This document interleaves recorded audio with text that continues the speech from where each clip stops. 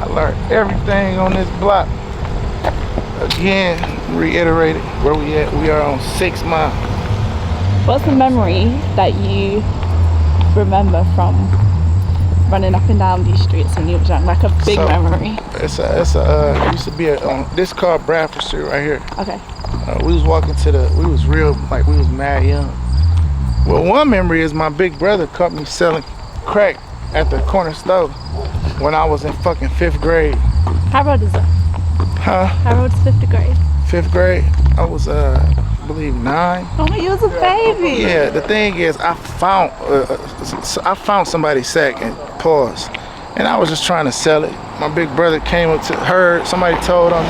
My big brother Rick, who I just showed y'all, walked up to the stove, slapped the shit out of me, beat the shit out of him, made me walk home, threw the shit in the trash can. But the craziest memory is we was walking to the same store that I'm talking about, and the garage was stinking real bad, like real bad. There's a fucking dead body in there. But I just don't know what came over me, you know what I'm saying? Like, I wasn't known to do shit like that over here. I was always known like, this young nigga gonna be rich. That's how all the old heads felt about me, like, this young nigga a boss. This young nigga smart. I was real mature for my age. I didn't play video games. I didn't play sports. I didn't do none of that shit. I only wanted money. And I fucking shot at this guy that I love at that. A dude that I really love, like I had real love for him. My mama had love for him. His mother had love for my mother, and all around the board. And something took over me, and I shot at this man in front of the whole block. And like, when I tell you the entire block seen it and was outside, the entire block was outside. And I thank God that he didn't get hit. I thank God that I ain't know how to aim pause, you know what I'm saying? But I think that was a wild experience for me. Have you learned how to control, would you say like you was an angry teenager, you had a lot of like built up anger, or no, you just didn't know how to control your emotions? I just didn't know how to control my emotions. I didn't have built up anger, you know. This the house we grew up in, obviously, and there was a lot of us. We had to share rooms and shit, but we always had food on our table. Fuck, we always had clothes for school. My mama had a vehicle. We ain't want for nothing. To us, it just felt amazing because we was comparing our lives to the people that we grew up around who didn't have shit.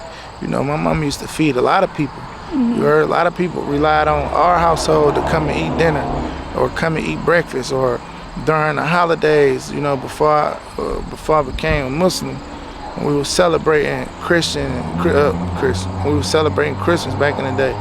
A lot of people in the neighborhood relied on the food that my mother had at her house, you know. So at the time, we thought we was like extremely well off.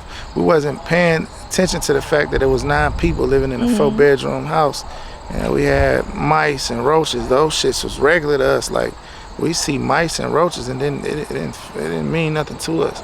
So it definitely wasn't a childhood issue type situation, because life felt good at the time for us. Where was your dad at the time? My dad, I didn't grow up around my dad. I got a stepfather. He was more of my dad. This is an AFC home, adult foster care home. This is literally the house I grew up in. You heard? This is it right here.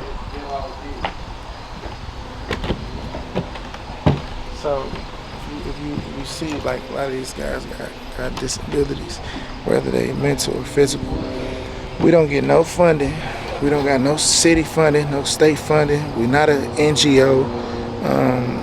We don't get donations. We don't get anything. Everything out of our pocket. Either their insurance pay for their stay, or their family pay for their stay. So it's not, for us, it's not a lucrative business at all whatsoever. It's just not lucrative. You heard? Like, I'll make more money selling my properties or renting them out, but we make more money than what we do. But it's something that my mom started and my brother finished. My brother, where he's sitting at right now, that's another AFC home. You know what I'm saying? And the amazing thing about that house, that bitch is one of the main crack houses in the neighborhood at one point. So I feel like that's really cinematic. You know what I'm saying? For something to be a crack house 20 years ago, and 20 years later, it's a adult foster care home. It's housing the same children whose mothers was possibly smoking crack when they was pregnant with them. They now living in that home, you heard? But they being well taken care of. And you walk inside.